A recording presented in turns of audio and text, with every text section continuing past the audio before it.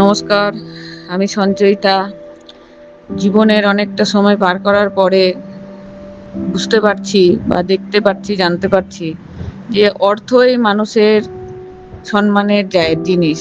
অর্থ যদি থাকে তাহলেই সে সম্মানীয় ব্যক্তি, আর যদি না থাকে তাহলে তার সমাজে সম্মান পাওয়া খুব কষ্টকর।